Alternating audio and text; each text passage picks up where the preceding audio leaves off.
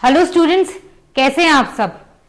मैं बहुत बढ़िया हूं। और अभी तक जैसे आपको पता है कि हम एचसीवी सॉल्व कर रहे थे, तो जो चैप्टर अभी हम सॉल्व कर रहे हैं फिलहाल वो है न्यूटन्स लॉज ऑफ मोशन। उसके 1 to 30 क्वेश्चंस हम देख चुके हैं। आज हम आखिरी के 12 क्वेश्चंस देखेंगे, उसके बाद ये चैप्टर खत्म हो जाएगा, फिर हम नेक्स्ट चैप्टर स्टार्ट कर देंगे।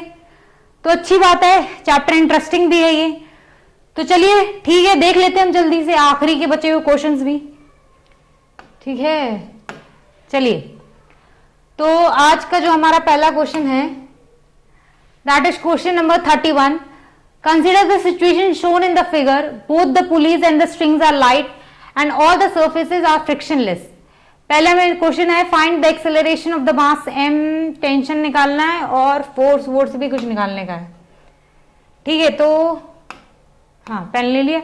देखिए अब मैं पहले इसके एफबीडीज पे फोर्सेस बनाने जा रही हूं जल्दी से। तो मैंने बोला एक तो इस पे फोर्स लगेगी इस वाले ब्लॉक पे, नीचे वेट की वजह से इसके mg, ऊपर लगेगी रस्सी में टेंशन T, इस वाले पार्ट में भी टेंशन कितनी आएगी T, इस वाले पार्ट में भी टेंशन T आएगी। एक ही रस्सी जा रही है, लेकिन इस वाली रस्सी में टेंशन इन दोनों रस्सी को मिलाकर आएगी कितनी, 2T के बराबर। ठीक है जी, 2T के बराबर आएगी, दिख रहा है ना आपको। ये T है, एक रस्सी जा रही है पूरे में टेंशन T, लेकिन ये वाली रस्सी क्या है, इन दोनों वाली रस्सी के टेंशन को ऐड करके इस वाली रस्सी में टेंशन आएगी कितनी, 2T के बराबर।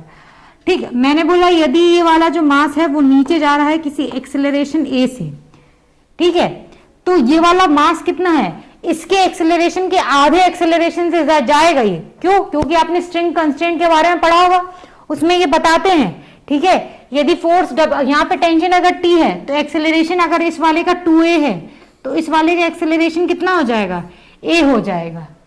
ठीक है, स्ट्रिंग कंस्ट्रेंट होता है ना, उसमें बताते हैं ये बातें आपको। ठीक है, नहीं बताते हैं तो अभी आप जान लीजिए, ऐसा होता है इसमें। अब मुझे ये ब्लॉक है, इस पे मासेस फोर्सेस वगैरह मुझे पता चल गई हैं। अब मैं इसके लिए इक्वेशन लिखने वाली हूँ, किसके लिए, इस वाले ब्लॉक m के लिए। कैसे? मैंने बोला ये एक्सेलरेशन 2a से नीचे जा रहा है तो mg तो पक्के में बड़ा है इससे, तो mg minus t equals to m mass और एक्सेलरेशन इसका 2a। ये मैंने इस वाले ब्लॉक के लिए इक्वेशन लिख दी, फोर्स इक्वेशन। अभी इस वाले के लिए लिखूंगी, देखिए 2t से इधर खिंच रहा है तो ये जाएगा 2t इक्वल्स टू मास इसका कितना है 2m, एक्सेलरेशन कितना है इसका a है। ठीक है, ठीक है, बस कुछ नहीं, अब तो सॉल्व कर देने का। क्या निकालना है, फाइंड द एक्सेलरेशन ही तो निकालना था मुझे। मैंने बोला इस वाली इक्वेशन को जरा यहाँ से t की वैल्यू अगर हम निकालेंगे तो कितनी आएगी, ये आएगी आपकी ma बाय ma के बराबर। बस इसमें पुट कर दो वैल्यू उठा के, तो ये हो जाएगा mg minus of ma equals to 2ma। ठीक, तो ये हो जाएगा mg इक्वल्स टू 3ma, तो a कितना आएगा आपका g बटा 3 के बराबर। ठीक, लेकिन क्वेश्चन में किस मास का एक्सेलरेशन पूछा है, इस मास m का एक्सेलरेशन पूछा है, तो इसका मास, इसका एक्सेलरेशन क्या है 2a है, 2a। तो एक्सेलरेशन ऑफ मास m कितना हो जाएगा 2a के बराबर। a की वैल्यू हमारी कितनी है 2 और सॉरी a की वैल्यू हमारी है g बाय 3 के बराबर। तो मास m का एक्सेलरेशन कितना हो गया नीचे के डायरेक्शन में 2g बाय 3 डाउनवर्ड डायरेक्शन में। ठीक, ठीक है, पहला पार्ट हो गया। स्ट्रिंग कंस्ट्रेंट वाला चीज आपको नहीं आता है, आंसर गलत हो जाएगा। ठीक है, ये आपको पता होना चाहिए इतनी चीजें। ठीक है, अभी दूसरा क्वेश्चन बोला है find the tension in the string. B part क्या है, टेंशन इन द स्ट्रिंग पूछा है। मैंने बोला वो ये वाली इक्वेशन है हमारी, इक्वेशन नंबर 2, ये इक्वेशन नंबर 1। इसमें जरा वैल्यू पुट कर दो जरा a की, तो t कितना है हमारा m इंटू a के बराबर। a की वैल्यू कितनी है g बाय 3, तो टेंशन कितनी आ गई स्ट्रिंग में mg बाय 3।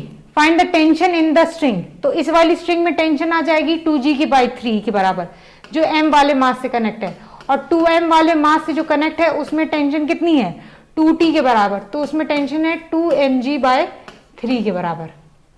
ठीक, ठीक है। अब बोले calculate the force exerted by the clamp on the पुली। ये रहा क्लैंप आपका।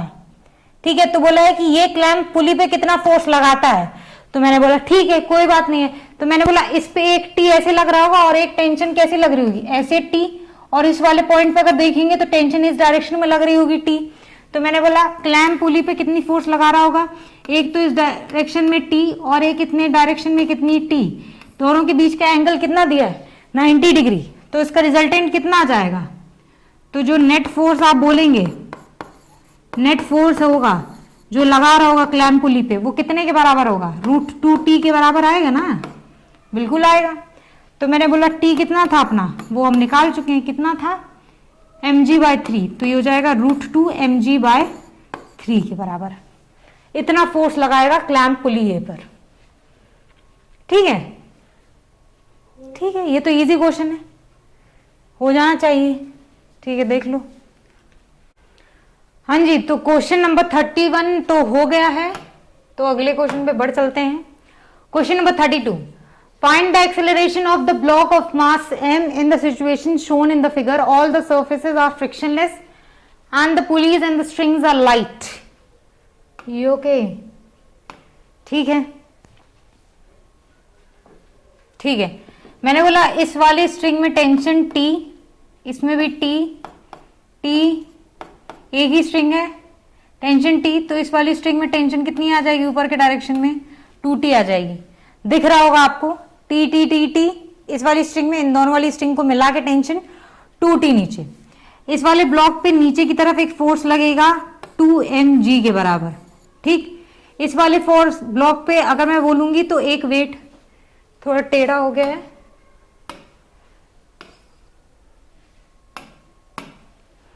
मैंने बोला इस वाले ब्लॉक पे भी इसका वेट आएगा नीचे के डायरेक्शन में कितना, mg के बराबर।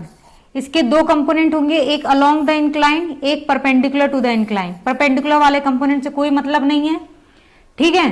अलोंग वाला कंपोनेंट क्या आएगा, mg, ये वाला जो कंपोनेंट है वो आएगा आपका mg sin 30 डिग्री। ठीक है जी, ठीक है।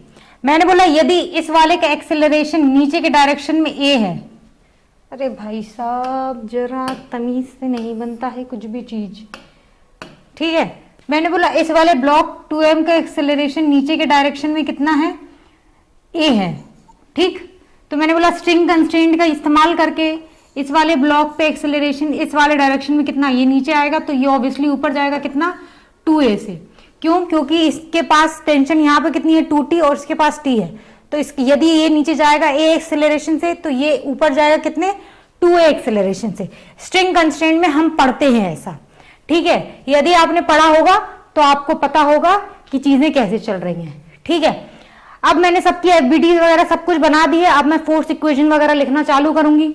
यदि मैं इस 2m वाले मास को निकाल के यहां पे ले आई तो देखिए मैंने इस पे फोर्सेस कैसे कैसे बनाई हैं। तो मैंने बोला इस पे एक 2mg तो नीचे के डायरेक्शन में लग रहा है, एक टेंशन t इस पे लग रही है ऊपर के डायरेक्शन में, और सॉरी 2t लग रही है ऊपर के डायरेक्शन में, और इसका एक्सेलरेशन नीचे के डायरेक्शन में कितना है a, और ये मास कितना है 2m है, ठीक। ये हो गया इस वाले मास के लिए। यदि मैं इस m वाले मास की बात करूं तो ये m वाले मास का एक्सेलरेशन इस वाले डायरेक्शन में कितना है 2a, ठीक है, अप द इंक्लाइन, ठीक है। इस डायरेक्शन में फोर्स कितनी है t और नीचे के डायरेक्शन में फोर्स कितनी है mg sin 30 डिग्री के बराबर। अलोंग द इंक्लाइन की बात कर रहे हैं, परपेंडिकुलर वाले कंपोनेंट से कोई मतलब नहीं है। नॉर्मल का कंपोनेंट आएगा वो काट के रख देगा, ठीक है जी। और कुछ आएगा, नॉर्मल आएगा ना प्लेन से, वो बराबर हो जाएगा इस mg cos थीटा के बराबर, ठीक है। तो उससे कोई मतलब नहीं है अभी हम ये इतना देख रहे हैं, ठीक। तो हमें a का इस m मास का एक्सेलरेशन ही निकालना है, तो फोर्स इक्वेशन बनाओ भैया इन दोनों का इस्तेमाल करके एफबीडीज का। तो मैंने बोला इसके लिए पहले मैं लिख रही हूं अगर, तो ये हो जाएगा 2mg minus of 2t equals to 2m into a। कितना आया, mg minus of t is equals to ma। पहली इक्वेशन आ गई मेरी, ठीक है। 2mg minus of 2t equals to 2m into a, 2 उड़ा दिया मैंने, तो ये जगह mg minus t equals to ma। यदि मैं इस वाले के लिए लिखूं तो ये हो जाएगा t minus of mg sine 30 degree कितना होता है, m कितना है, ये कैपिटल m है, सॉरी इसको मैंने स्मॉल लिख दिया, यहां से भी हटा दो। ये हो जाएगा कैपिटल mg तो यह हो जाएगा capital M G sine 30 degree is 1/2, ठीक है। T minus of M G sine 30 degree equals to M into A, कितना है इसका 2a के बराबर, ठीक है, ठीक है। दोनों इक्वेशन, ये हो गई इक्वेशन नंबर 2, इक्वेशन 1 इक्वेशन 2 को जरा ऐड कर लो जरा, तो कितना आ रहा है आपका, ये आ जाएगा M G minus of M G by 2, this will be equals to M A plus of 2ma, ठीक। अब तो खत्म ही हो गया है क्वेश्चन, तो हो जाएगा half M G equals to 3ma, m से m उड़ गया, तो a कितना आ रहा है आपका g/6 के बराबर, ठीक है। तो अगर मुझसे कोई पूछे all the find the acceleration of block of mass m, तो m का एक्सेलरेशन कितना है, acceleration of block of mass m है 2a के बराबर, तो 2g/6 that is g/3 up the incline, up the incline,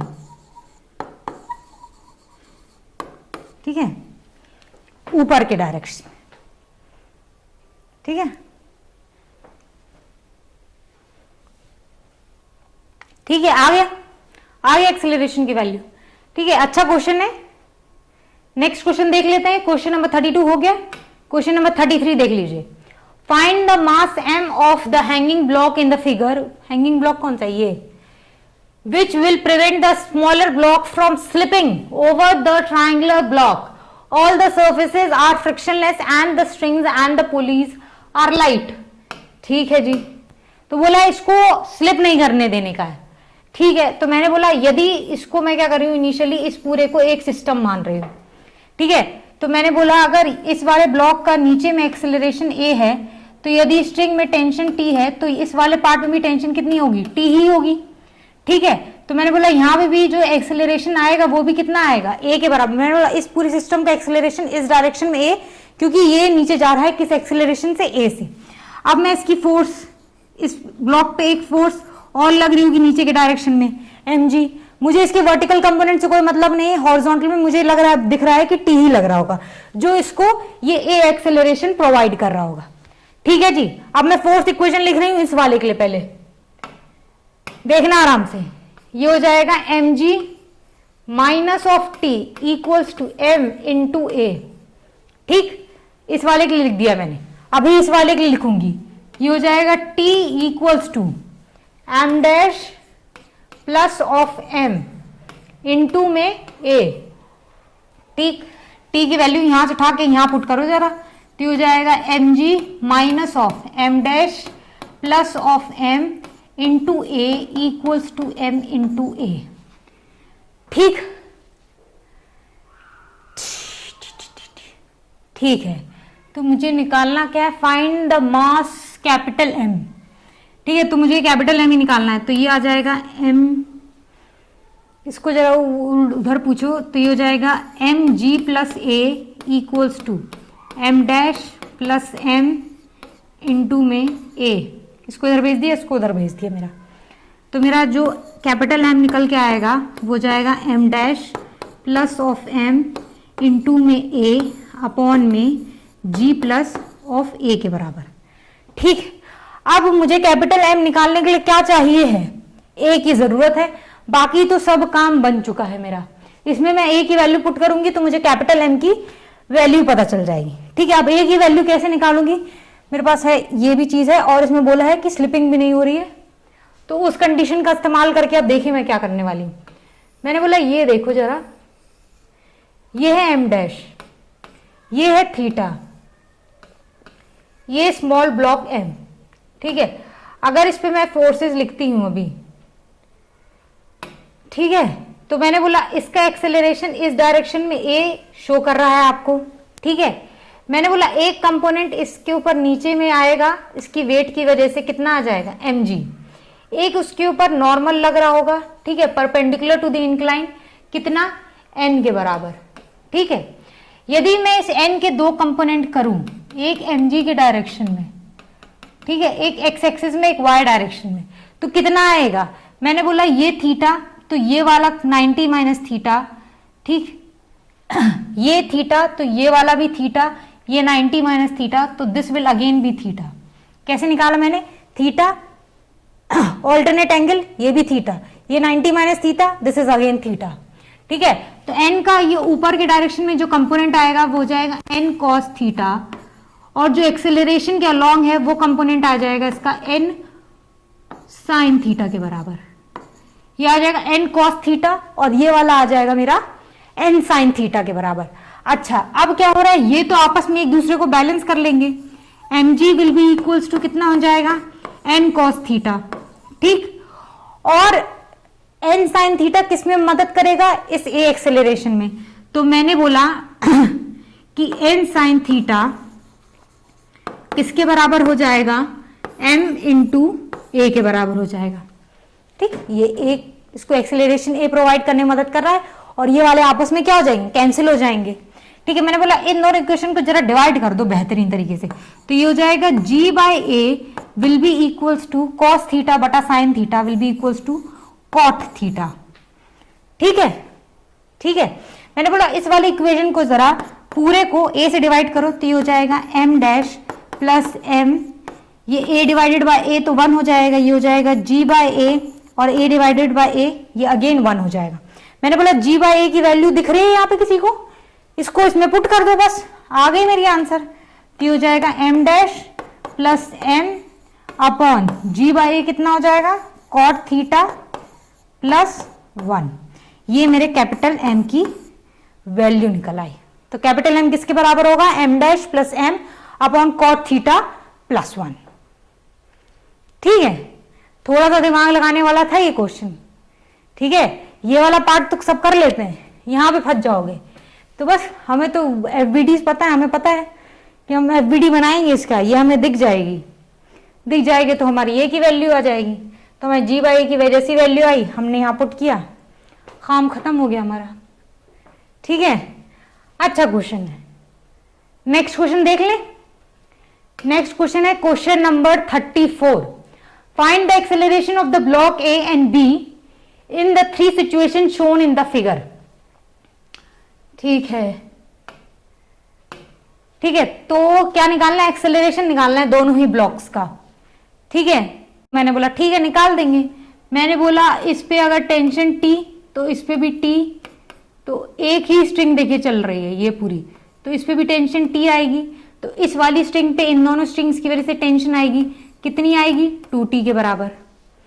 ठीक है, ठीक है, तो मैंने बोला यदि ये नीचे जाएगा एक्सेलरेशन A से, तो ये 2T है ना, तो यदि ये नीचे जाएगा एक्सेलरेशन A से तो ये ऊपर जाएगा एक्सेलरेशन 2A से। क्यों? क्योंकि हमने स्ट्रिंग कंस्ट्रेंट पढ़ा हुआ है उससे। ठीक, ठीक है, तो यदि मैं फिगर A की बात करूं, फिगर A और क्या लग रहा होगा? ठीक है, चलिए ठीक है, इतना ही कर लेते हैं। यदि मैं फिगर A की बात करूं तो मैंने बोला अगर मैं इस A वाले ब्लॉक को देख रही हूं तो इस पे एक नीचे की डायरेक्शन में इसकी वेट भी आएगा कितना? 4G के बराबर, और इसमें भी आएगा नीचे के डायरेक्शन में इसकी वेट की वजह से कितना आएगा? 5G के बराबर फोर्स लगेगी। ठीक है, अब मैंने A की भी एफबीडी है, B की भी एफबीडी है मेरे पास पूरी। अब मैं इसके लिए फोर्स इक्वेशन यदि लिखूं तो ये हो जाएगा T minus of 4G equals to 4 into 2A। ठीक, इजी है ये तो। ये इसके लिए लिखूं तो ये हो जाएगा 5G minus of 2T equals to 5 into A। ठीक, ये स्ट्रिंग कंस्ट्रेंट वाला फंडा आपको पता होना चाहिए, ये नहीं पता है तो आप जा सकते हैं। ठीक है, तो मैंने बोला इस वाली इक्वेशन में जरा 2 इंटू कर दो पूरी इक्वेशन में। ठीक है, तो ये वाली जो पहली इक्वेशन, ये पहली इक्वेशन थी, ये दूसरी इक्वेशन थी। अब पहली इक्वेशन में 2 इंटू करके मैं दोबारा यहां लिख रही हूं, तो ये हो जाएगा 2T minus of 8G equals to 16 है। ठीक है, दोनों इक्वेशन को ऐड कर दो तो 2T से तो 2T खत्म, तो ये हो जाएगा 5G minus of 8G will be equals to, add किया मैंने तो ये हो जाएगा 21A के बराबर। तो ये हो जाएगा minus of 3G equals to 21A। तो यहां से जो मेरी A की वैल्यू आ रही है वो आ रही है माइनस ऑफ G बाय 7 के बराबर। ठीक, इसका मतलब जो मैंने एक्सेलरेशन के डायरेक्शन बनाए हैं वो सच में क्या है, उल्टे हैं, वास्तव में वो क्या है, उल्टे डायरेक्शन में, मतलब ये वाला जो ब्लॉक है वो ऊपर जाएगा।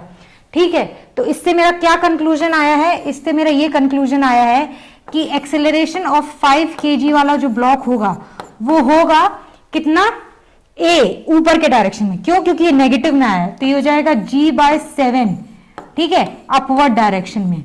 और एक्सेलरेशन ऑफ 4 kg वाला ब्लॉक दैट इज ए वाले का, यहां पे एक्सेलरेशन आ जाएगा नीचे के डायरेक्शन में 2g/7 के बराबर। ठीक, क्योंकि यहां पे निकालने में नेगेटिव आया, इसका मतलब जो डायरेक्शन में आया उसके अपोजिट आना चाहिए। तो 5 kg वाले या फिर बी का अगर आप बोलेंगे तो ये आ जाएगा g/7 अपवर्ड में, और ए का आएगा 2g/7 डाउनवर्ड्स में। ठीक है, ये तो मेरा पहला वाला सॉल्व हो गया। अभी मैं करूंगी दूसरा वाला सॉल्व, सेम तरीके से ये सब सॉल्व होने हैं।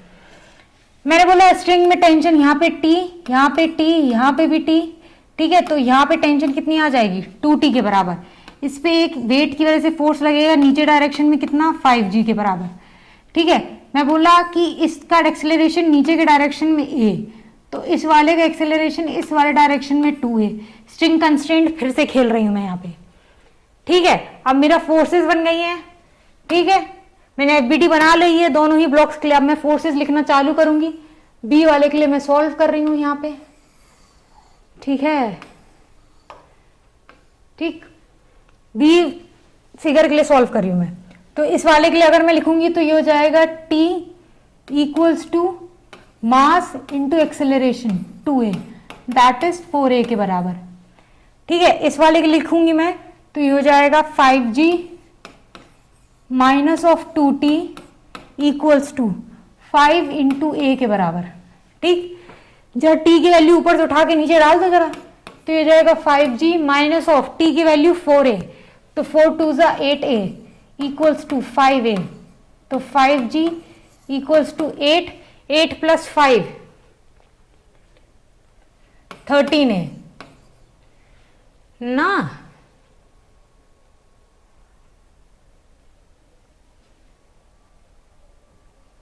हाँ, तो A आ जाएगा आपका 5G/13। ठीक है, तो एक्सेलरेशन ऑफ A कितना हो जाएगा, A का एक्सेलरेशन हो जाएगा यहाँ पे 2 इंटू 5G/13 इस डायरेक्शन में, that is 10G/13 right direction में। ठीक है, और एक्सेलरेशन ऑफ B कितना हो जाएगा आपका, एक्सेलरेशन ऑफ B हो जाएगा आपका 5G/13 डाउनवर्ड डायरेक्शन में। ठीक है, ठीक है, ठीक है, तीसरे फिगर पे जंप करते हैं। वो भी सेम तरीके से करने का है अपन को। मैंने बोला टेंशन T स्ट्रिंग में, यहाँ पे भी टेंशन T, तो यहाँ पे कितनी हो जाएगी 2T टेंशन। नीचे एक फोर्स और लगेगा इस ब्लॉक पे 1G के बराबर, इस पे भी लगेगा नीचे कितना 2G के बराबर। ठीक है, मैंने बोला ये ब्लॉक ऊपर जाता है किस एक्सेलरेशन से, A से, तो ये ब्लॉक नीचे जाएगा किस एक्सेलरेशन से, 2A से। कहीं कोई गलती कर रहे हैं अपन, कोई गलती नहीं करे, बिल्कुल सही फोर्सेस बनाई हैं। अब फोर्स इक्वेशन लिखना चालू करो, एफबीडीज बन चुकी हैं। ठीक है, तो इस वाले ब्लॉक के लिए बी के लिए लिख रही हूं पहले मैं, कितना 2T minus of 1G equals to 1 into A। ठीक है, इस वाले के लिए लिखूंगी, क्या लिखूंगी मैं, 2G minus of T, 2G minus of T equals to 2 into 2A। ठीक, सही लिखी है मैंने, चेक कर लू एक बार। 2T minus of 1G equals to 1 into A, और 2G minus of T equals to 2A into 2। ठीक है, मैंने बोला इस वाली इक्वेशन को जरा 2 से मल्टीप्लाई करो, तो अगर इस वाली इक्वेशन को मैं दोबारा लिख रही हूं तो हो जाएगा 2T minus of G equals to A के बराबर। इस वाली इक्वेशन में 2 से मल्टीप्लाई करके लिखा तो हो जाएगा 4G minus of 2T equals to 8A के बराबर। दोनों इक्वेशन का ऐड कर दो तो 4G माइनस ऑफ G कितना हो जाएगा 3G, ये 8G प्लस A, तो ये हो जाएगा 9A के बराबर। ठीक, तो A कितना आ जाएगा G/3 के बराबर। ठीक है, पॉजिटिव आया इसका मतलब डायरेक्शन क्या की लिए थे, सही लिए थे हमने। तो एक्सेलरेशन ऑफ ए कितना आ जाएगा, मास ए, ये हो जाएगा 2a डाउनवर्ड, तो ये हो जाएगा 2g/3 इन डाउनवर्ड डायरेक्शन।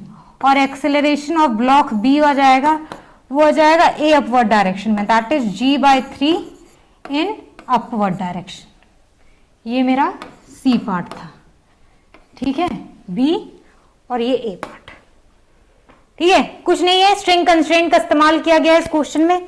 अगर वो आता है आपको तो फिर क्वेश्चन बहुत इजीली हो जाएगा, ठीक है। प्रैक्टिस करने के लिए अच्छे सवाल है, देख लीजिए आप लोग। चलिए क्वेश्चन नंबर 34 हो गया है, नेक्स्ट क्वेश्चन पे चले चलते हैं। Question number 35, find the acceleration of 500 gram block in the figure. कहाँ है, ये रहा 500 ग्राम वाला, ठीक है। कुछ नहीं है, जरा फोर्सेस बनाओ, इस पे एफबीडी बनाओ ब्लॉक्स की। कैसे बनाएंगे एफबीडी, मैंने बोला इस पे एक फोर्स नीचे के डायरेक्शन में लगेगी, कितनी, 0.5 g के बराबर mg। ऊपर में टेंशन आएगी T, same string tension T1 बोला तो इसमें भी 1 आ गई, इसमें आ गई टेंशन T2, ठीक, इसमें आ गई टेंशन T2, ये रो सेम है। नीचे में इसमें आ जाएगी 0.05 g, दैट इज mg के बराबर, ठीक। इस ब्लॉक पे भी क्या लगेगा, mg लगेगा, ऐसे डाउनवर्ड्स में इस mg के दो कंपोनेंट होंगे, ठीक है। परपेंडिकुलर वाले से कोई मतलब नहीं, अलोंग वाले से मतलब है, तो ये हो जाएगा mg साइन ऑफ 30 डिग्री आएगा, ठीक है। और कुछ आएगा नहीं आएगा।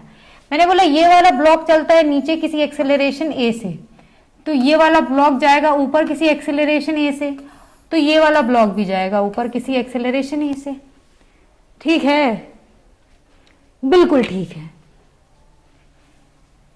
ठीक है जी। ये इसको खींचेगा, धर धर धर धर, स्ट्रिंग स्लैग नहीं, रस्सी स्लैग नहीं होना चाहिए, तो क्या होगा, सेम एक्सेलरेशन से जब चलेंगे, ठीक है। अभी क्या है, एक्सेलरेशन पूछा है किसका, 500 ग्राम का।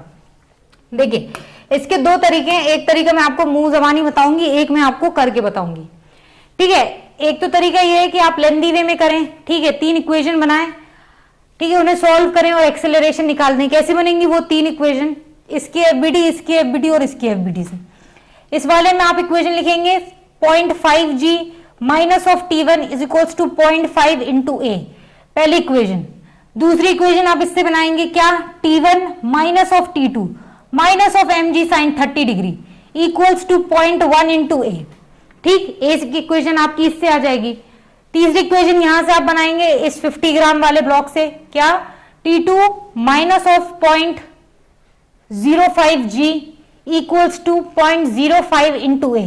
3 इक्वेशन आई, सॉल्व कीजिए, एक्सेलरेशन निकाल लीजिए, आराम से आपका मन है तो करते रहिए। मैं ऐसे नहीं सॉल्व करती हूं, मेरे को एक चीज पता है, क्या, एक्सेलरेशन निकालना है। यदि सेम एक्सेलरेशन से पूरा सिस्टम जा रहा है तो निकालने का तरीका है नेट ड्राइविंग फोर्स, पहले भी मैंने आपको बताया है, नेट ड्राइविंग फोर्स डिवाइडेड में टोटल मास। मुझे ये ज्यादा सरल लगता है, जल्दी हो जाता है, और एग्जाम में हमें वो तरीका चूज करना चाहिए जिससे हमारा समय बचे। तो इस वाले के लिए लिखूंगी मैं 500 g, दैट इज mg। मैं केजी में नहीं चेंज करी क्योंकि नीचे भी मासेस आएंगे तो केजी वाले सिस्टम कट जाएगा, तो कोई जरूरत नहीं पड़ेगी। मैंने बोला यहाँ की फोर्सेस माइनस इस साइड की फोर्सेस, तो मैंने लिखा 500 g माइनस ऑफ, ग्राम नहीं है ये, एक्सेलरेशन ड्यू टू ग्रेविटी है। इस वाले के लिए लिखूंगी तो ये लिखूंगी 100 g साइन 30 डिग्री, ठीक, माइनस में इस वाले के लिए हो जाएगा 50 g बस, ठीक है, अपॉन में टोटल मास। टोटल मास कितना है मेरा, 500 प्लस 100 प्लस ऑफ 50, ठीक है।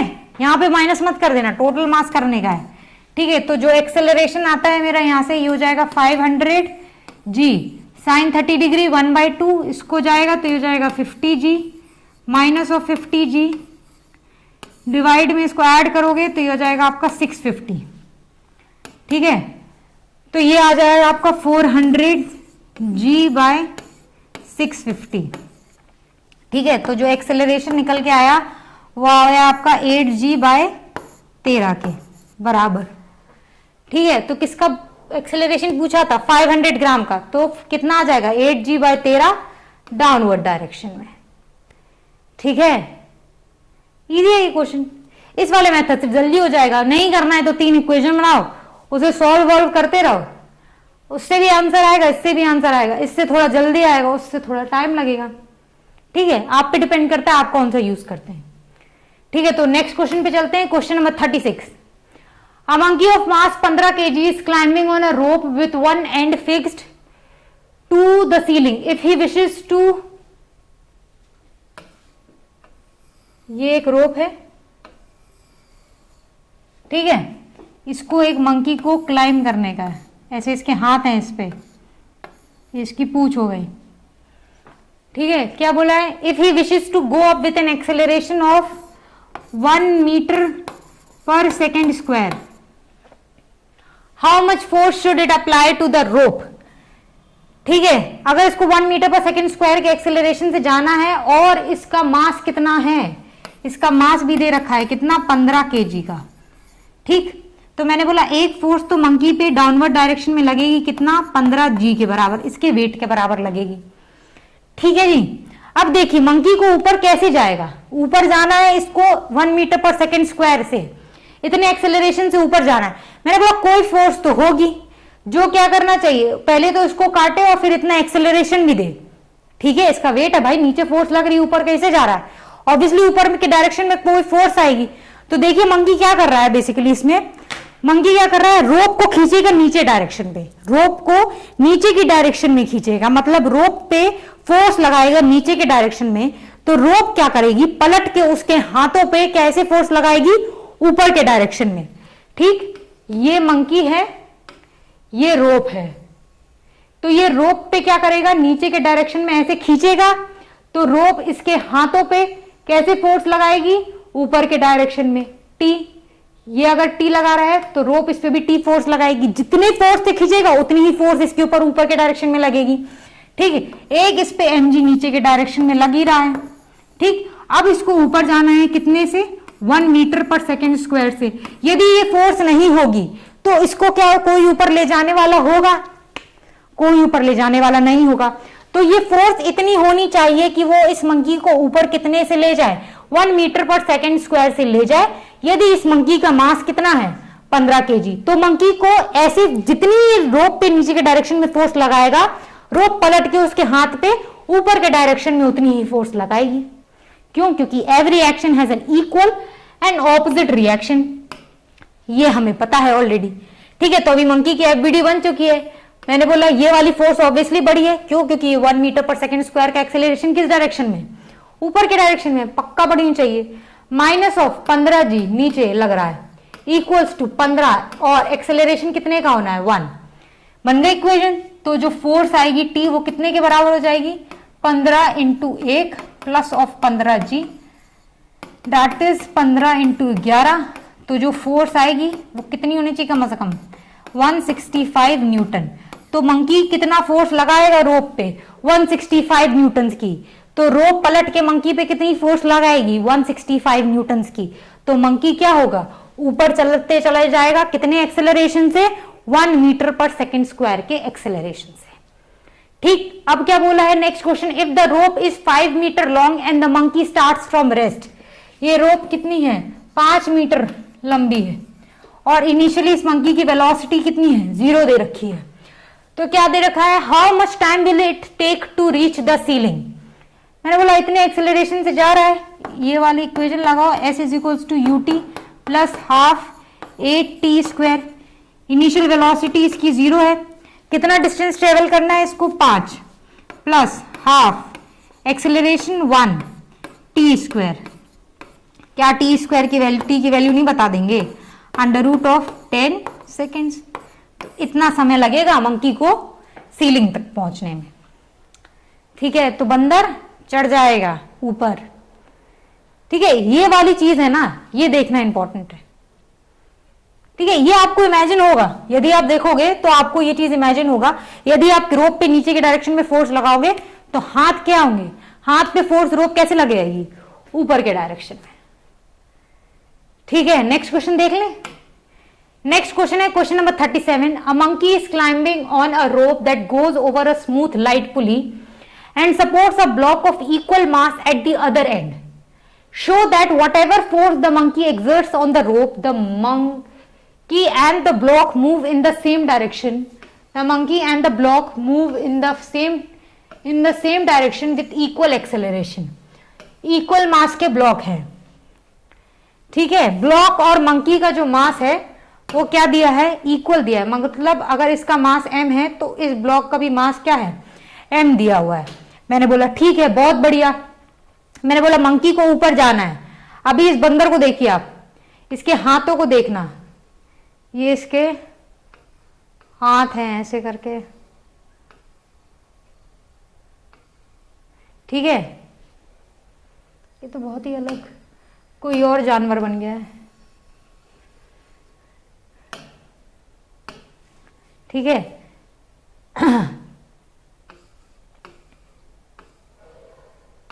ठीक है, ये मान लीजिए मंकी है और ये इसके हाथ हैं, ठीक है. इसको ऊपर जाना है तो इसके हाथों पे फोर्स कैसी लगनी चाहिए, इसके हाथों पे फोर्स कैसी लगनी चाहिए, ऊपर की डायरेक्शन में कितना लगनी चाहिए फोर्स, F लगनी चाहिए. ऊपर जाना है तो कुछ फोर्स F लगनी चाहिए. इसका मतलब ये रोप है, अगर रोप है आपकी, इसके हाथों पे यदि फोर्स F आएगी तो ये रोप पे कितनी फोर्स नीचे के डायरेक्शन में लगा रहा होगा, F ही लगा रहा होगा. भाई जितनी फोर्स ये रोप पे लगाएगा उतनी फोर्स रोप इसके हाथ में लगाएगी, जिस फोर्स से ये ऊपर जाएगा. मैंने बोला एक फोर्स और लग रही होगी इसके ऊपर नीचे के डायरेक्शन में, mg के बराबर. अगर मैंने इसका मास m बोला हुआ है अभी, ठीक है, तो मैंने बोला ये किसी एक्सेलरेशन a से ऊपर चढ़ने लगेगा, ठीक है. ठीक है, यदि मैं ब्लॉक को देखूं तो मैंने बोला अगर रोप के इस वाले हिस्से में अगर फोर्स F लग रही है तो क्या इस वाले हिस्से में भी फोर्स F लगेगी, टेंशन के द्वारा, टेंशन की तरह आएगी. तो मैंने बोला रोप इस ब्लॉक में ऊपर के डायरेक्शन में, इस ब्लॉक पे ऊपर के डायरेक्शन में एक फोर्स आएगी कितनी, F के बराबर. अरे एक ही रोप है ना भैया, तो पूरे में फोर्स तो सेम ही आएगी ना. और नीचे के डायरेक्शन में एक फोर्स इस पे लग रही होगी mg के बराबर, ठीक. सेम फोर्सेस हैं, ऊपर F नीचे mg, ऊपर F नीचे mg. तो क्या एक्सेलरेशन भी सेम तरीके से आएगा, बिल्कुल आएगा भाई साहब. ऊपर के डायरेक्शन में कितना a आएगा, क्यों, क्योंकि सेम तरीके से सेम डायरेक्शन में सेम मासेस पे फोर्स लग रही है, तो क्या सेम एक्सेलरेशन आएगा दोनों पे, बिल्कुल आएगा, आना ही चाहिए. तो मैंने बोला जब सेम फोर्स एक्सेलरेशन आएगा तो जब जब ये फोर्स की वैल्यू चेंज करेगा तब तब इस फोर्स की वैल्यू भी चेंज होगी, तब तब इस एक्सेलरेशन की वैल्यू चेंज होगी, और तब तब ये एक्सेलरेशन की वैल्यू भी चेंज होगी. तो क्या दोनों मंकी का जब तक मास सेम है, दोनों ही मंकी और इस ब्लॉक का यदि मास सेम है, तो अगर आप फोर्स की वैल्यू कुछ भी कर दो, फोर्स की वैल्यू कुछ भी कर दो, ठीक है, तो क्या हर बार फोर्स की वैल्यू कुछ भी कर देने पे क्या मंकी और ब्लॉक सेम डायरेक्शन में जा रहे हैं, सेम डायरेक्शन में जा रहे हैं, क्या सेम एक्सेलरेशन से जा रहे हैं, सेम एक्सेलरेशन से जा रहे हैं, सेम एक्सेलरेशन से जा रहे हैं. अगर इनिशियली दोनों रेस्ट पे थे तो क्या सेम टाइम में सेम डिस्टेंस कवर करेंगे, बिल्कुल कवर करेंगे भाई साहब, बिल्कुल कवर करेंगे, ठीक है. तो सारे ही स्टेटमेंट्स क्या हैं, ट्रू हैं, ठीक है. अच्छा क्वेश्चन है, देख चुके हैं वैसे हम, लेकिन इसको इमेजिन करना आना चाहिए. देखिए नीचे लगाएंगे, नीचे फोर्स लगाएगा, ऊपर जाएगा, ब्लॉक भी क्या होगा, सॉरी ऊपर आएगा, ठीक है. अच्छा क्वेश्चन है, क्वेश्चन नंबर 37 हो गया है. क्वेश्चन नंबर 38 देख लेते हैं. 38 क्वेश्चन दिया है, the monkey B shown in the figure is holding on to the tail of the monkey A which is climbing up a rope. The masses of the monkeys A and B are 5 kg and 2 kg respectively. If A can tolerate a tension of 30 Newton in its tail, what force should it apply on the rope in order to carry the monkey B with it? Take G equals to 10 meter per second square. ठीक है, तो मैंने बोला जो maximum tension जो tell पे आ सकती है वो कितनी है, उसको अगर मैं Tn बोल रही हूँ तो Tn मैक्सिमम की वैल्यू कितनी हो सकती है, 30 न्यूटन के बराबर, ठीक है. क्या होगा, मंकी को ऊपर जाना है तो मंकी रोप पे फोर्स लगाएगा। मंकी ए, इस मंकी ए का मास कितना है 5 kg है और मंकी बी का मास है 2 kg। अगर इसको साथ में चलना है, एक दूसरे दोनों को साथ में ऊपर जाना है तो क्या है, मंकी को क्या करना होगा, रोप पे फोर्स लगानी पड़ेगी नीचे के डायरेक्शन में। ठीक है, तो इस मंकी ए पे फोर्स लगेगी ऊपर के डायरेक्शन में। यदि मैं मंकी ए की एफबीडी बनाऊं ये ए है, मैंने बोला रोप इसके हाथों पे किस डायरेक्शन में फोर्स लगाएगी टेंशन, मैंने बोला ऊपर के डायरेक्शन में टी लगाएगी। एक इसके ऊपर लग रहा होगा एम जी नीचे के डायरेक्शन में, एम को मैं इसके मास के साथ ही लिख रही हूं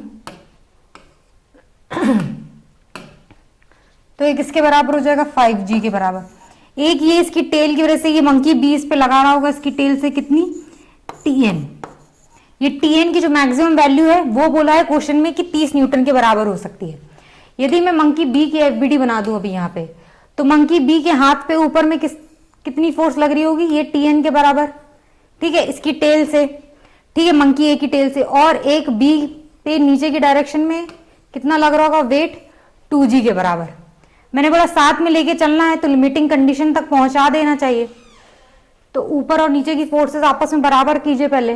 तो मैंने बोला T इक्वल्स टू किसके बराबर होना चाहिए, Tn प्लस ऑफ 5g के बराबर। ठीक, इस वाली के लिए इक्वेशन लिखेंगे तो यहाँ पे हो जाएगा Tn किसके बराबर, 2g के बराबर। तो कम से कम Tn की वैल्यू तो 2g के बराबर होनी ही चाहिए। 2g से कम होगी वैल्यू तो b क्या हो जाएगा, गिर जाएगा, साथ में नहीं चल पाएंगे। मैंने बोला कम से कम कितनी होनी चाहिए Tn की वैल्यू, 20 न्यूटन। g की वैल्यू पुट कर दी, इसको उठा के पुट कीजिए उसमें, तो ये हो जाएगा 20 प्लस ऑफ 5g, कितना आ जाएगा 70g। तो मंकी ए को रोप पे कितनी मिनिमम फोर्स लगानी पड़ेगी, 70 न्यूटन की। ठीक है, अब हम वो वाला केस देखेंगे कि मैक्स टू मैक्स वो कितनी फोर्स लगा सकता है। मैंने बोला फोर्स लगाई, ठीक, ऊपर के डायरेक्शन में, तो इन दोनों मंकी को मैंने एक सिस्टम माना और इस पूरे सिस्टम का ऊपर की तरफ एक्सेलरेशन क्या हो गया, ए हो गया। मैंने इस पूरे सिस्टम का एक्सेलरेशन, ये मंकी भी ऊपर ए एक्सेलरेशन से जा रहा है और ये मंकी भी क्या है, साथ में जाना है, तो दोनों सेम एक्सेलरेशन रहेंगे, तो उसका भी एक्सेलरेशन ए और इसका भी एक्सेलरेशन ए। ठीक है जी, अब फोर्स इक्वेशन लिखे। तो मैंने बोला Tn की वैल्यू अभी मैक्स टू मैक्स कितनी दे रखी है क्वेश्चन में, ये दे रखी है 30 न्यूटन के बराबर दे रखी है ना। तो मैक्सिमम कितने एक्सेलरेशन से ये लोग रोप पे चढ़ सकते हैं, तो मैंने बोला इससे इक्वेशन में लिखूंगी तो ये हो जाएगा T minus of Tn minus of 5g will be equals to 5 into a. ये मंकी ए के से लिखा, मंकी बी से लिखेंगे में हम, तो ये हो जाएगा Tn will be equals to, sorry, Tn minus of 2g will be equals to 2 into a के बराबर। ठीक है, एक इक्वेशन यहां से आ गई। तो मैंने बोला Tn की मैक्सिमम वैल्यू कितनी है, 30 पुट कर दो, 30 माइनस 20 इक्वल्स टू 2 इंटू ए। तो यहां से ए की वैल्यू कितनी निकल के आई, 5 मीटर पर सेकेंड स्क्वायर। तो मैक्सिमम एक्सेलरेशन से ये दोनों मंकी जिससे ऊपर जा सकते हैं वो कितनी है, 5 मीटर पर सेकेंड स्क्वायर के एक्सेलरेशन से ऊपर जा सकते हैं। ठीक है, इतनी मैक्स टू मैक्स फोर्स लगेगी। अगर ये फोर्स मैक्सिमम है तो यहाँ पे जो टेंशन आ रही होगी ये मैक्सिमम आ रही होगी 30 न्यूटन। इसके बाद अगर टेंशन बढ़ेगी तो बी गिर जाएगा, तो इतने एक्सेलरेशन मैक्सिमम से वो ऊपर की तरफ जा सकता है। अच्छा, तो इससे टी की वैल्यू जो कि फोर्स इस रस्सी पे लग रही होगी इस मंकी ए की द्वारा, वो कितनी आएगी, मैंने बोला जरा इसमें वैल्यू पुट करो। टी माइनस Tn कितना है, 30 minus of 50 will be equals to 5 into 5। So T will come out to be 25 plus of 80, कितना आया 105 न्यूटन। तो जो मैक्सिमम फोर्स लगा सकता है मंकी ए रोप पे ताकि दोनों एक साथ ऊपर जाएं, वो कितनी हो जाएगी 105 न्यूटन। और मिनिमम कितनी फोर्स चाहिए, 70 न्यूटन। ठीक है, तो इन दोनों के बीच में जितनी भी फोर्सेस आएगी उससे भी चलो, या मैक्स टू मैक्स इतना, और कम से कम इतनी तो होनी चाहिए। इससे कम होगी तो गिर जाएगा, उससे ज्यादा होगी तो गिर जाएगा। ठीक है, बढ़िया क्वेश्चन है। चलिए बच्चों, क्वेश्चन नंबर 38 हो गया है। नेक्स्ट क्वेश्चन पे बढ़ चलते हैं जल्दी से। Question number 39, figure shows a man of mass 60 kg। तो ये आदमी है, इसका मास कितना है 60 kg। ठीक है, standing on a light weighing machine kept in a box of mass 30 kg। ये जो बॉक्स है इसका मास दिया हुआ है 30 kg आपको। और क्या दिया है, the box is hanging from a pulley fix to the ceiling through a light rope, the other end of which is held by the man himself. If the man manages to keep the box at rest, rest पे रखा हुआ है, ठीक है, what is the weight shown by the machine. अब बोला है कि बॉक्स रेस्ट पे, इसका मतलब ना मैन ऊपर जा रहा है ना बॉक्स ऊपर जा रहा होगा, कोई एक्सेलरेशन नहीं होगा सिस्टम का। तो ठीक है, पहले क्या करते हैं, जल्दी से एफबीडीज बना लेते हैं। एफबीडी बनाएंगे तो कुछ कुछ हमें दिखने लगेगा। तो देखिए पहले मैं आदमी की एफबीडी बनाऊंगी। अगर तो अगर ये इसका हाथ है तो इसके हाथ से ऊपर तो एक तो टेंशन लग रही होगी टी, ठीक, एक इसका वेट लग रहा होगा नीचे कितना, M60G के बराबर, ठीक है, mg ले लिया मैंने, ठीक है। और क्या लग रहा होगा इसमें, और एक नॉर्मल रिएक्शन लग रहा होगा ऊपर की तरफ n, ठीक है। ये जो नॉर्मल रिएक्शन है यही क्या है, वेइंग मशीन रीड कर रही होगी, ठीक। अगर मैं बॉक्स की एफबीडी बना देती हूँ, बॉक्स की एफबीडी बनाऊंगी तो आप ये देख सकते हैं कि ये सेम टेंशन टी जो यहाँ पे इसके हाथ से लग रहा है, ये सेम रोप है। तो ये जो बॉक्स पे है ये ऊपर टेंशन टी यहाँ पे भी लग रहा होगा, ठीक। एक इसका वेट आएगा, ये तो हमें पता है, ये तो आने है कितना 30G के बराबर, ठीक है। और क्या लग रहा होगा, एक ये नॉर्मल रिएक्शन इस आदमी पे लगा रहा होगा तो इस पे भी नॉर्मल रिएक्शन आ रहा होगा, ठीक। Action reaction pairs. और कोई फोर्स बची है, और कोई फोर्स नहीं बची है। तो मैंने वो क्या बोला है क्वेश्चन में, पहला बोला है if the man manages to keep the box at rest what is the weight shown by the machine. मैंने बोला कोई भी एक्सेलरेशन नहीं हो रहा है, तो मैंने बोला ऊपर नीचे की फोर्स बैलेंस हो रही होंगी इस कंडीशन में, बिल्कुल सही बात है, ठीक है। तो मैंने बोला अगर इसके लिए मैं लिखूं वर्टिकल फोर्स बैलेंस करूं मैं आदमी के लिए, तो क्या लिख सकते हैं, हम लिख सकते हैं N plus T will be equals to 60G, ठीक। अगर ये इस बॉक्स के लिए लिखूं मैं तो इसके लिए क्या लिख सकते हैं, इसके लिए लिख सकते हैं T will be equals to 30G plus of N, ठीक। अभी मेरे पास ये है इक्वेशन 1 और ये है इक्वेशन 2, ठीक। इससे क्या मैं निकाल सकती हूँ, अब मुझे N की वैल्यू ही निकालनी है, तो कैसे निकालेंगे मैंने बोला T की वैल्यू इसमें से उठा के फर्स्ट वाली इक्वेशन में जरा पुट करके देखो क्या आता है। तो ये आ जाएगा N plus 30G plus N will be equals to 60G। क्या आ रहा है आपका आंसर, आंसर तो आ रहा होगा, ये आ रहा है 2N will be equals to 30G। ये 30 इधर जाएगा, माइनस होगा तो ये जाएगा 30G। तो N कितना हो जाएगा आपका 30G बटा में 2, तो N की जो वैल्यू आएगी वो आएगी 15G के बराबर। तो इसका मतलब weight shown by the machine ये कितना हो जाएगा, जब कुछ भी कहीं पे ऊपर नीचे नहीं चल रहा है, सब कुछ रेस्ट पे है, तो कितना आ जाएगा वेट 15 kg आएगा, ठीक है। आगे हमने देख लिया, हमने कुछ नहीं किया है, एफबीडीज बनाई है, एफबीडीज बनाने हमें पता है सब कुछ रेस्ट पे है, तो हमने सिस्टम का ऊपर नीचे की फोर्स बैलेंस कर दी है, या फिर आप ये भी कह सकते हैं कि सिस्टम का हमने क्या किया है, एक्सेलरेशन 0 मान लिया है, तो हमारा आंसर आ गया। दूसरा पार्ट क्या दिया है, दूसरा पार्ट दिया है what force should be exerted on the rope to get his correct weight on the machine.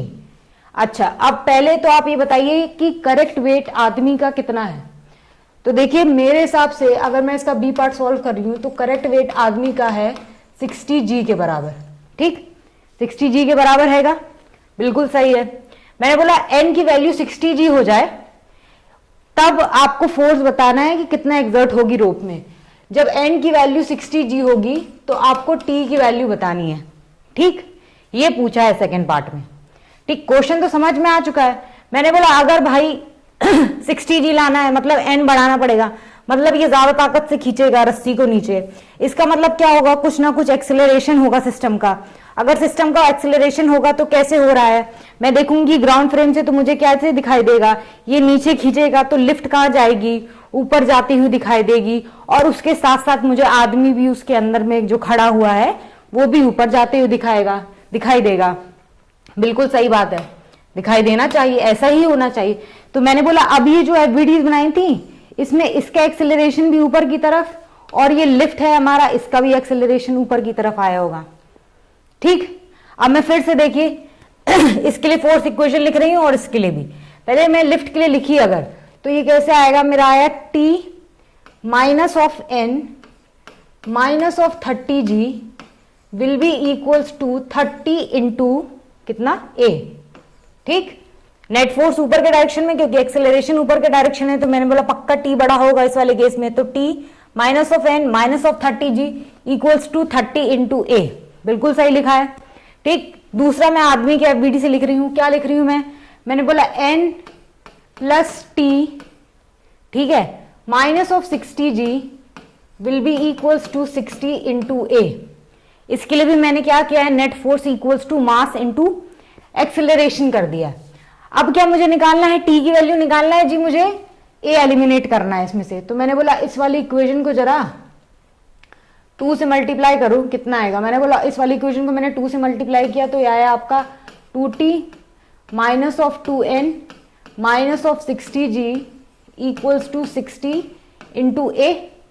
ठीक है, अब मैंने बोला जस्ट सब्सट्रैक्ट कर दो दोनों इक्वेशन को, क्या आ रहा है आपका, तो ये हो जाएगा n माइनस ऑफ n, तो ये हो जाएगा प्लस का 3n, t minus of t minus of t। ठीक, 60 चला जाएगा और 60a से 60a तो चला जाएगा, तो ये क्या आ जाएगा, इक्वल टू में 0 आ जाएगा।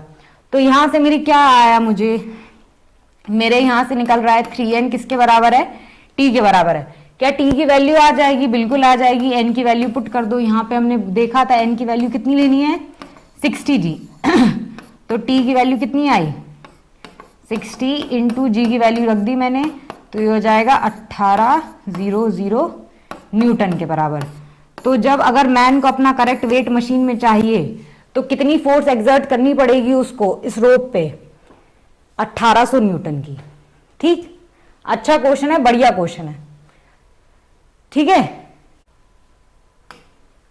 क्वेश्चन नंबर 40 क्या दे रखा है, a block A can slide on a frictionless incline of angle theta दे रखा है and length L kept inside an elevator going up with uniform velocity. अगर यूनिफॉर्म, अरे पेन ले लो जरा, यदि यूनिफॉर्म वेलोसिटी से जा रहा है तो क्या कोई सूडो फोर्स, अगर मैं एलिवेटर के अंदर बैठ जाऊं तो क्या कोई सूडो फोर्स लगने वाली है इस केस में, बिल्कुल नहीं लगने वाली है। अगर एक्सेलरेशन दिया होता तो सूडो फोर्स लगा लेते, लेकिन यूनिफॉर्म वेलोसिटी से जा रहा है, इसका मतलब एक्सेलरेशन क्या हो गया है, 0 हो गया है, तो कोई सूडो फोर्स ब्लॉक पे लगेगी, बिल्कुल नहीं लगेगी अगर मैं एलिवेटर के फ्रेम से बात करूंगी तो। ठीक, पहला पॉइंट तो यहां पे नोट कर लीजिए। Find the time taken by the block to slide down the length of the incline if it is released from the top of the incline. Question ही खत्म हो गया है। क्या है, ये एलिवेटर है, ठीक, इसके अंदर एक इंक्लाइन प्लेन है। ठीक, यहां पे मान लीजिए एक ब्लॉक रखा हुआ है और इस इंक्लाइन की जो लेंथ है वो कितनी दे रखी है आपको, एल दे रखी है। इस इंक्लाइन का जो एंगल दे रखा है वो थीटा दे रखा है। ठीक, अभी एलिवेटर ऊपर जा रहा है किसी यूनिफॉर्म वेलोसिटी से। ठीक, मैंने बोला कोई सूडो फोर्स नहीं लगेगी क्योंकि एलिवेटर जा रहा है ऊपर एक कांस्टेंट वेलोसिटी से। यदि एक्सेलरेशन होता तो हम सूडो लगाते, अभी एक्सेलरेशन नहीं है तो क्या करेंगे हम, जो फोर्सेज हैं सिर्फ वही लेंगे, कोई सूडो फोर्स वगैरह नहीं लगेगा। मैंने बोला ब्लॉक पे कैसी फोर्सेस लग रही हैं, मैंने बोला mg लगेगी डाउनवर्ड्स। ठीक, और कुछ लगेगा, बिल्कुल नहीं लगेगा। तो मैंने बोला mg के 2 कंपोनेंट करो जरा, एक होगी mg साइन थीटा, ठीक, एक आएगा mg कॉस थीटा। ठीक है जी, और एक नॉर्मल भी आएगा।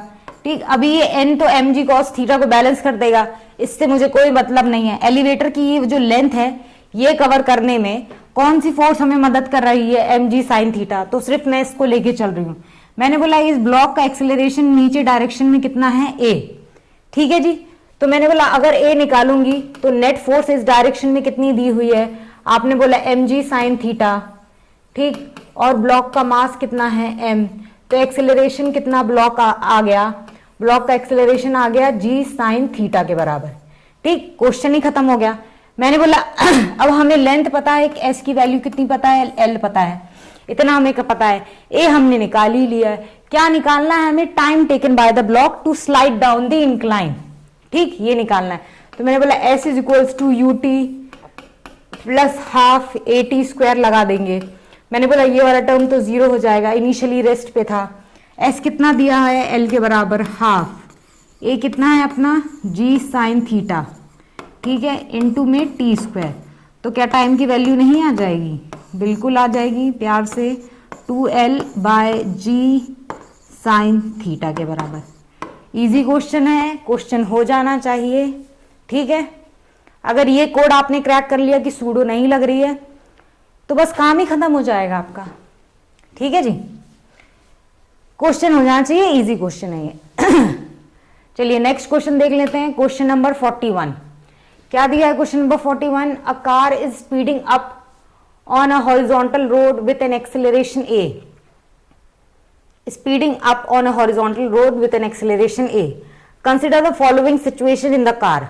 A ball is suspended from the ceiling through a string and is maintaining a constant angle with the vertical. Find the angle. क्या बोला है क्वेश्चन में? देखिए दिखा रही हूं मैं आपको। मान लीजिए ये एक कार है, ठीक, ये इस कार के पहिए हैं। अब क्या हो रहा है, ये जो कार है ये किसी कांस्टेंट एक्सेलरेशन ए से ऐसे आगे जा रही है, ठीक। इस कार में एक बॉल बंधी है एक थ्रेड के थ्रू, ठीक, जो कितना एंगल मेंटेन कर रही है वर्टिकल से? थीटा एंगल मेंटेन कर रही है। हमें ये थीटा एंगल ही निकालना है, ठीक, यही काम करना है बस हमें। थीटा एंगल निकाल दीजिए। मैंने बोला कार के फ्रेम में बैठ जाओ, कार के फ्रेम से बात करूंगी। मैंने बोला जैसे ही मैं कार के फ्रेम में गई, मुझे पता है कि ये फ्रेम जिसके अंदर मैं बैठी हुई हूं वो एक एक्सिलरेटेड फ्रेम है। तो क्या बॉब पे एक सूडो फोर्स लगेगी? इस बॉल पे क्या एक सूडो फोर्स लगेगी? बिल्कुल लगेगी। कैसे लगेगी? एक्सेलरेशन का जो डायरेक्शन है उसके जस्ट अपोजिट। मैंने बोला यदि इस बॉल का मास m है तो इस पे सूडो इस डायरेक्शन में लगेगी, कितनी? m इंटू ए के बराबर। और कौन सी फोर्स लगेगी यदि मैं इसकी एफबीडी बना रही हूं? मैंने बोला एक इसका वेट लगेगा नीचे के डायरेक्शन में, कितना? mg के बराबर। हो गई फोर्सेस सारी? मैंने बोला नहीं, अभी एक फोर्स और बाकी है। मैंने बोला ये स्ट्रिंग है तो यहां से टेंशन टी भी आ रही होगी, ठीक है, इस डायरेक्शन में। तो इस टी के जरा दो कंपोनेंट करके दिखाओगा कोई मुझे। ये थीटा है तो अल्टरनेट एंगल हो से ये भी थीटा हो जाएगा। इस टी के एक कंपोनेंट तो इस डायरेक्शन में आएगा, कितना? टी कॉस थीटा, और एक कंपोनेंट आएगा इस डायरेक्शन में टी साइन थीटा। अब ये बॉल क्या है? कहीं भी नहीं जा रही है, अपनी जगह पे ही है, ऐसे ही है, ठीक। इक्विलिब्रियम मेंटेन किया है इसने इस पोजीशन पे। तो मैंने बोला कि हॉरिजॉन्टल और वर्टिकल की फोर्सेस आपस में बैलेंस हो रही होंगी। तो मैंने बोला टी साइन थीटा किसके बराबर होगा? ma के बराबर होगा। और टी कॉस थीटा किसके बराबर होगा जी? mg के बराबर होगा, ठीक है, ठीक। हॉरिजॉन्टल की फोर्सेस आपस में बैलेंस कर दी, वर्टिकल की आपस में कर दी। मैंने बोला जरा इसको डिवाइड कर लो दोनों को, तो ये आ जाएगा आपका tan theta will be equals to a/g। तो क्या थीटा यहाँ से आपका tan इनवर्स a/g आ गया है? बिल्कुल आ गया है। क्या यही आंसर है? हाँ जी यही आंसर है, ठीक। आसान सवाल है, हो जाना चाहिए। नेक्स्ट पार्ट क्या दिया है? A block is kept on a smooth incline and does not slip on the incline. Find the angle of the incline with the horizontal. क्या बोल दिया भाई साहब? ये फिर से कार आ गई हमारी, वही कार है, फिर से चक्के आ गए। अभी भी ये कार फिर से ए एक्सेलरेशन से ऐसे जा रही है। सेकेंड पार्ट कर रही हूं मैं, ठीक।